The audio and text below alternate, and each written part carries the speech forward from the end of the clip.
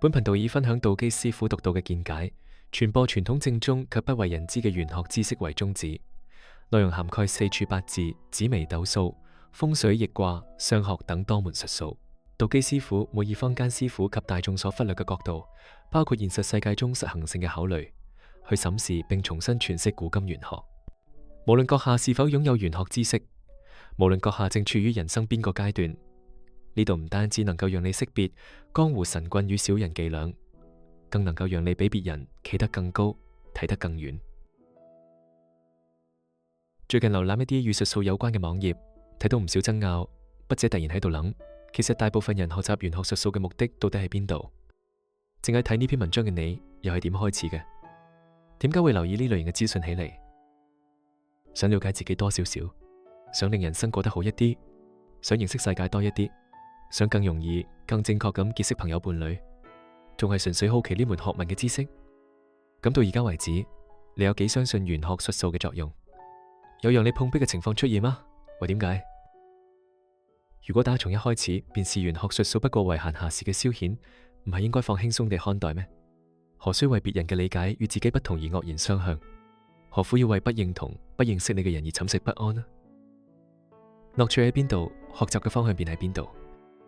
努力都係要付出嘅，雖然付出唔一定有所收穫，但過程中嘅體驗係自己嘅。真理可以越變越明，亦可以越變越模糊。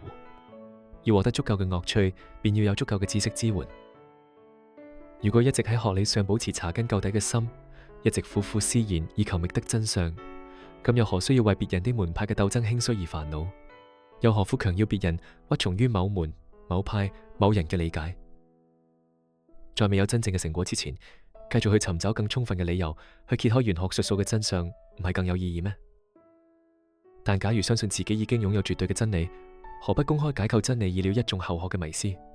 反正點樣正確都總有人反對，只要有造福大眾嘅心，理論經得起考驗，最終都會換嚟正面嘅結果。玄學術數上嘅一言半語，雖未必會帶嚟興邦喪邦嘅威力，但對有啲人嚟講，仲係影響唔少嘅。或許筆者較為古板，喺筆者嘅角度，玄學術數係冇必要推而廣之嘅，亦都唔係一般人要學習嘅學問，更唔係攞嚟開玩笑嘅學問。